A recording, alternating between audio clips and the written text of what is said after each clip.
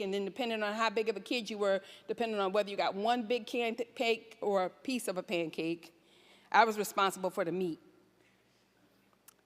But we were responsible for getting the kids together and then getting them to church, and our mothers and grandmothers were responsible for getting dinner ready.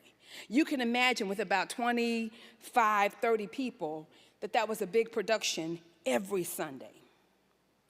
Because it wasn't just the 14 to 15 kids, plus the 10 to 12 adults that were part of our household. Often, my grandmother thought that the right thing to do was to invite everybody to come home with us. Can you imagine? Everybody? Everybody, anybody who wanted to come house. And if you didn't come for Sunday, you were definitely invited to come later on for a dessert, homemade ice cream or cobbler or pie or something, which really made the older girls kind of, I shouldn't say mad, but we were a little teed off because people would seem to stop by just after we got all those dishes washed, just ready for a piece of pie and ice cream or something, just about the time that we were finished. Not only coming on Sundays, there was something about that folks knew that at my grandparents' house, they could stop by at any time. And it seemed that they were always stopping by at my grandparents' house. My cousin Russell often stopped by on Sunday mornings to pick up my grandfather's offering.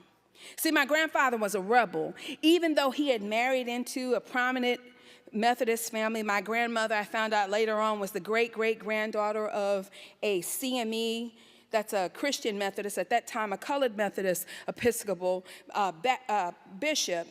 My grandfather was a rebel and he was a Baptist. But her cousin Russell came to get the Baptist offering for our church. And then during the week, people would stop by anytime during the day or the morning or the afternoon. They would come by the front porch to talk to my grandparents or our aunts and uncles. We had the great pleasure. We didn't know that Miss Wyman was a preacher. We just knew that she came by and she often had Bible study with my mother. Later on, we discovered that she was Nina Simone's mother. She was a great friend of my grandmother who often stopped by not only for spiritual talk, but for some of my grandmother's blueberry muffins. I later found out that all of the fruits and vegetables that we picked day by day and the ones that we had to get together to freeze or to help put together to can or any of those things, we made lots of preserves. My family used to help take care of other families on the block who had children but who had much less. Even when Adrian and I first got married, he and my cousin Smitty's husband, they used to always laugh at us and used to all 10 people and who thought that somehow everybody should come home with them, especially on Sundays. Only reason why y'all don't get to come home with me on Sundays because Adrian won't let me. And while that may seem to be a Sunday trait, what I found in the Bible is that this idea of hospitality is not just a trait in my family or maybe in your family, but actually it's a biblical virtue.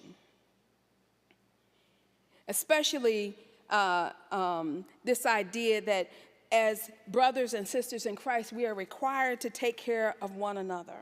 We are required to be family, to open up our homes to one another. In black families, I later learned on that as people began to travel between the North and the South, you all may have heard of a green book where people couldn't stay at hotels. They had to rely on the hospitality of strangers. But there's a lot to be said about hospitality, especially in today's environment. Have you noticed how rude people have been to people lately?